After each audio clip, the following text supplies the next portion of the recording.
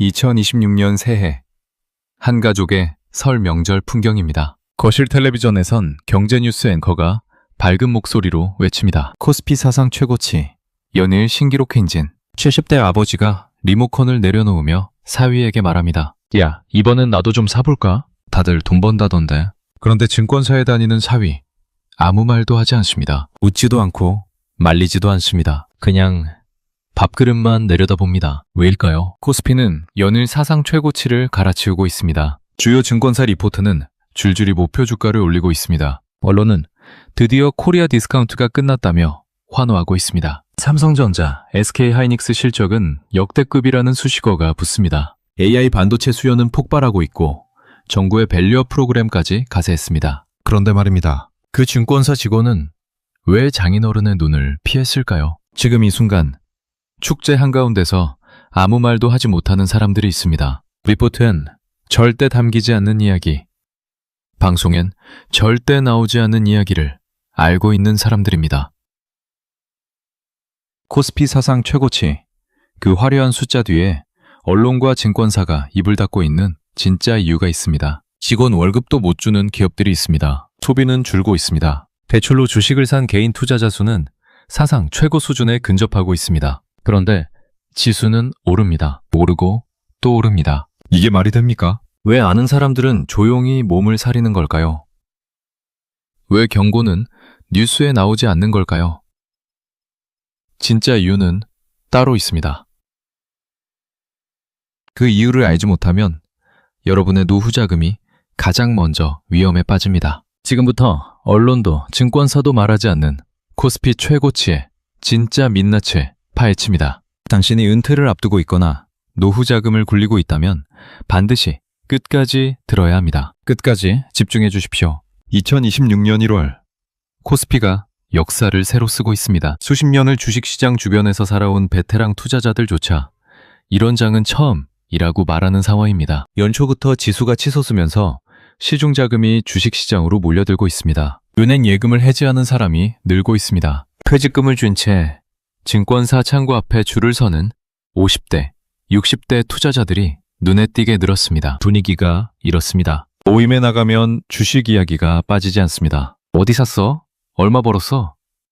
이런 말이 오고 갑니다. 텔레비전을 켜면 전문가들이 밝은 얼굴로 목표 주가를 제시합니다. 유튜브를 열면 지금 사야 할 종목 30개를 알려주는 영상이 수백만 조회수를 기록합니다. 이쯤 되면 뭔가 이상하다고 느끼시는 분이 계실 겁니다. 맞습니다.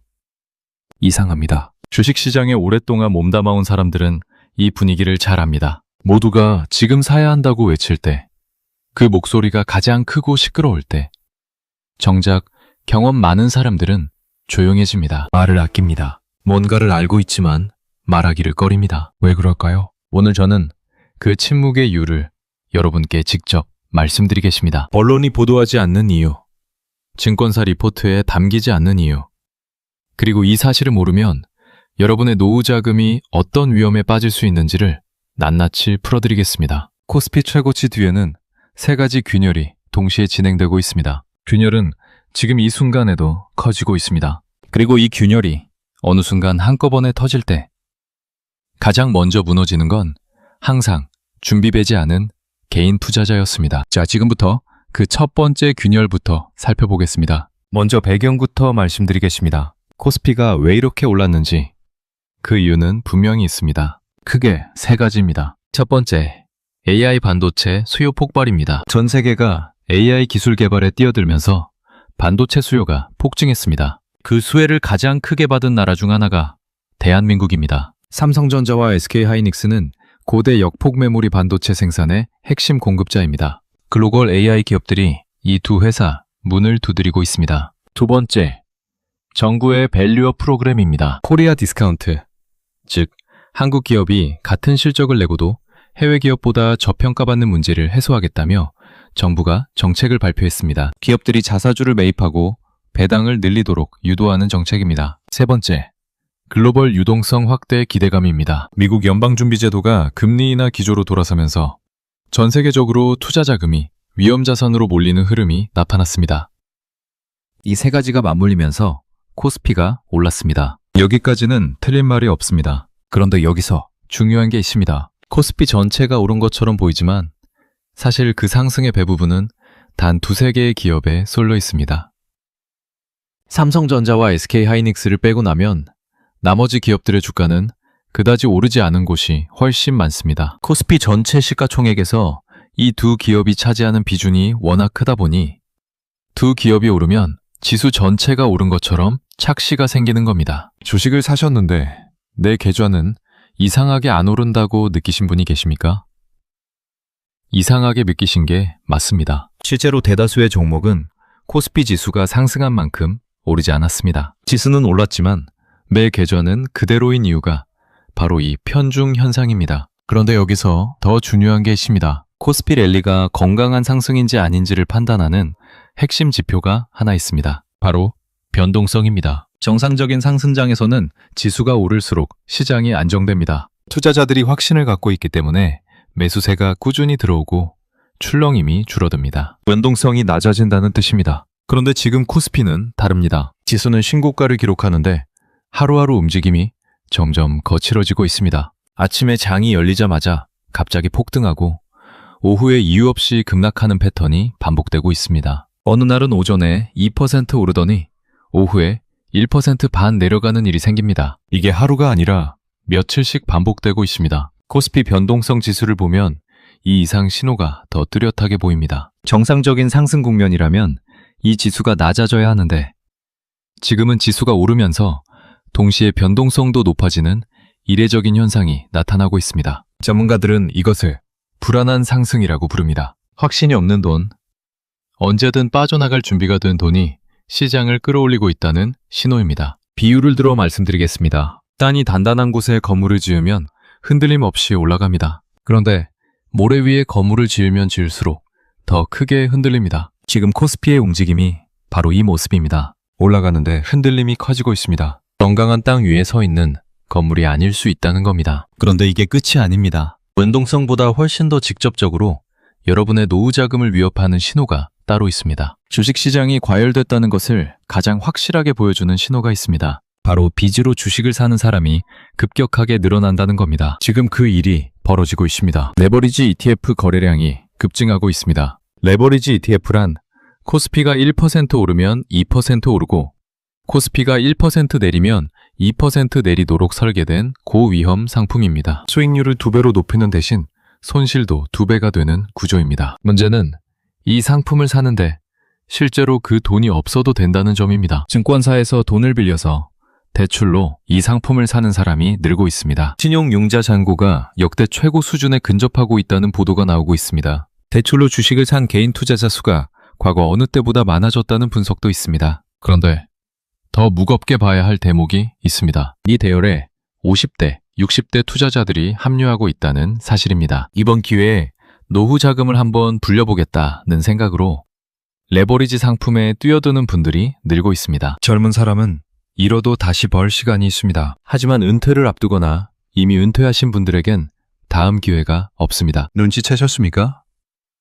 이 패턴 어디서 본 적 있지 않으십니까? 이렇게 모두가 빚을 내서 시장에 뛰어들 때, 그리고 그 안에 노후 자금이 섞여 들어올 때, 역사는 늘 같은 방식으로 이 이야기를 마무리했습니다. 이렇게 무너진 시장에서 가장 먼저 털리는 건 항상 같은 사람들이었습니다. 여기서 더 중요한 게 있습니다. 지금까지 말씀드린 변동성 확대와 부채 투자 급증, 이 두 가지만 해도 충분히 위험 신호입니다. 그런데 세 번째 균열이 이 두 가지를 훨씬 더 위험하게 만들고 있습니다. 바로 주가와 실물 경제의 괴리입니다. 주식시장은 기업의 미래 가치를 반영해야 합니다. 기업이 돈을 잘 벌 것 같으면 주가가 오르고 실적이 나빠질 것 같으면 주가가 내려가야 정상입니다. 그런데 지금 코스피는 기업 실적 전망치보다 훨씬 더 빠르게, 훨씬 더 많이 올라 있습니다. 주가수익 비율, 즉 지금 주가가 기업 이익의 몇 배에 해당하는지를 나타내는 지표를 보면 과거 고점 수준에 근접해 있습니다. 국내 소비 지표는 기대에 못 미치고 있습니다. 수출도 반도체를 제외하면 그다지 좋지 않습니다. 고용 지표도 마찬가지입니다. 일반 시민들이 체감하는 경제 온도와 코스피 지수 사이에 눈에 띄는 간극이 생겨나고 있습니다. 이 괴리가 좁혀지는 방식은 역사적으로 딱 두 가지뿐이었습니다. 기업 실적이 주가를 따라잡을 만큼 폭발적으로 좋아지든지 아니면 주가가 실적 수준으로 내려오든지 역사는 반복됩니다. 그리고 그 반복 속에서 살아남는 사람은 따로 있습니다. 그 살아남은 사람들이 공통적으로 했던 한 가지 행동이 있습니다. 그런데 진짜 문제는 따로 있습니다. 이 세 가지 균열이 지금까지 제대로 보도되지 않은 이유, 그 구조적인 비밀이 아직 남아 있습니다. 여러분, 한 가지 질문 드리겠습니다. 여러분은 지금까지 이 세 가지 위험 신호를 뉴스에서 제대로 들어보신 적 있으십니까? 증권사 리포트에서 읽어보신 적 있으십니까? 아마 없으실 겁니다. 왜일까요? 기자들이 몰라서일까요?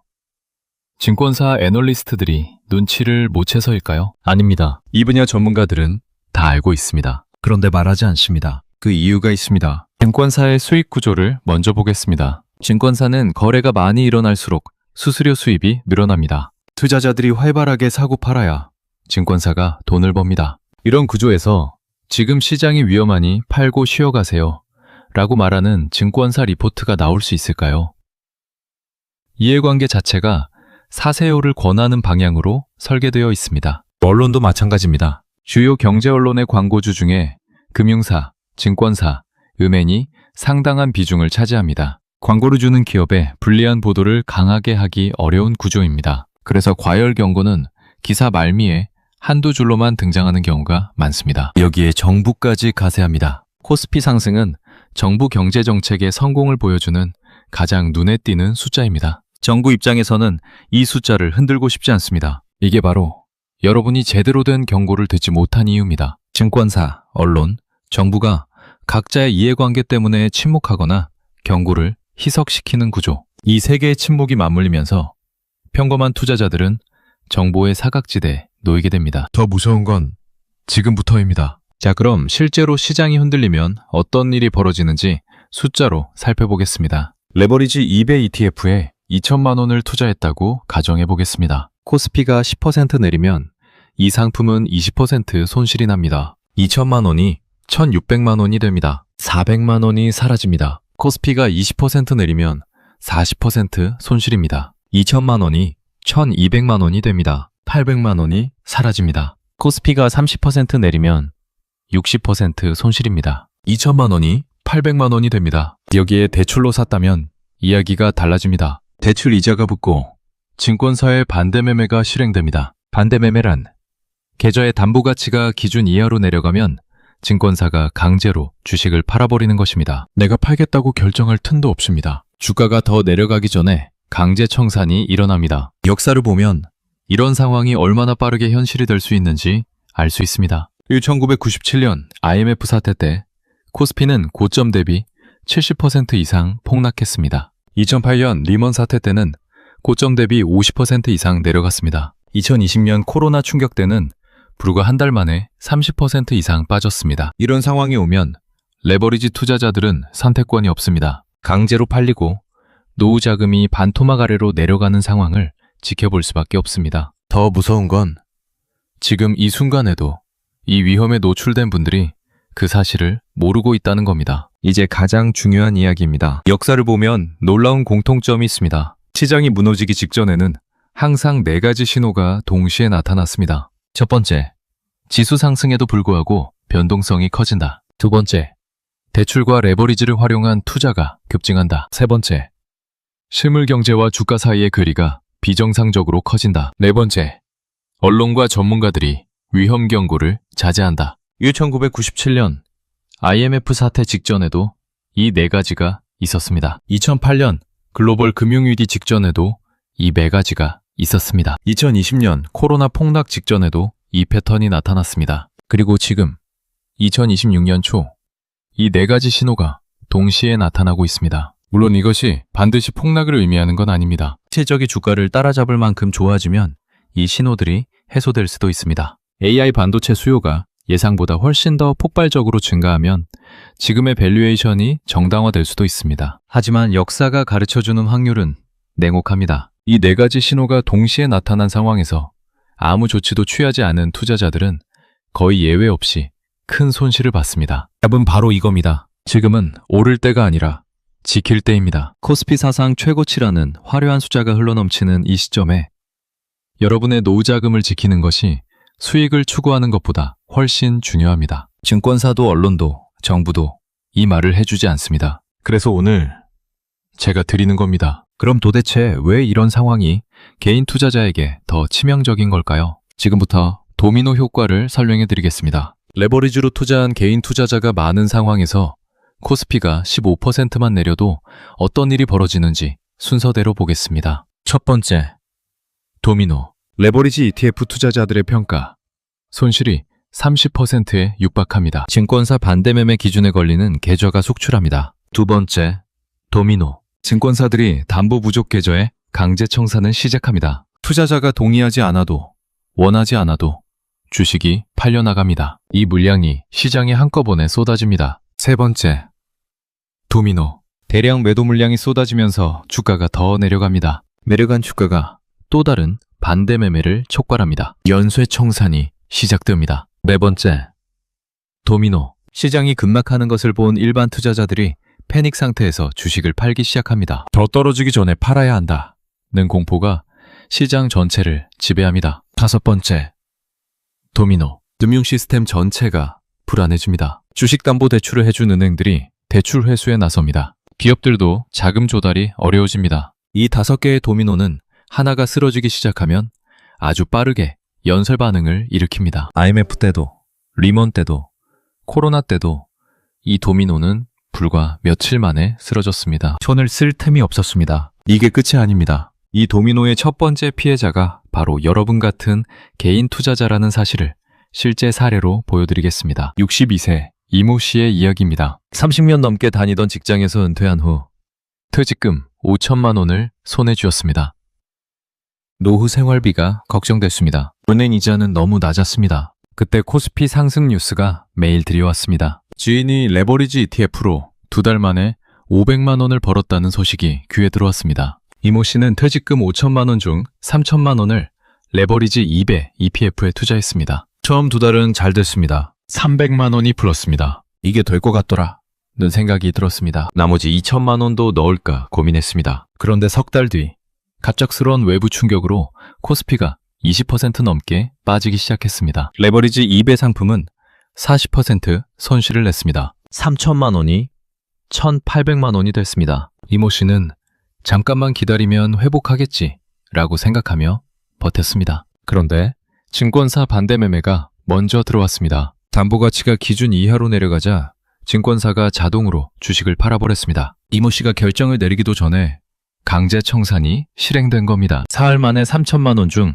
2천만 원 가까이 사라졌습니다. 30년 노후 준비 자금의 절반에 가까운 돈이 사흘 만에 없어진 겁니다. 이모 씨는 지금도 그 돈을 되찾지 못했습니다. 이 이야기 결코 남의 이야기가 아닙니다. 지금 이 순간에도 비슷한 상황에 놓인 분들이 있습니다. 자, 그렇다면 우리는 어떻게 해야 할까요? 지금부터 여러분의 노후 자금을 지키기 위해 당장 할 수 있는 3가지 행동을 말씀드리겠습니다. 첫 번째, 지금 즉시 레버리지 상품 비중을 확인하고 줄이십시오. 본인 계좌를 여십시오. 레버리지 ETF, 인버스 ETF, 신용융자 이런 고위험 상품이 들어있는지 확인하십시오. 노후 자금, 퇴직금, 노후를 위해 모아온 돈에서 이런 상품의 비중이 전체의 10%를 넘고 있다면 지금 당장 줄이셔야 합니다. 왜 10%냐고요?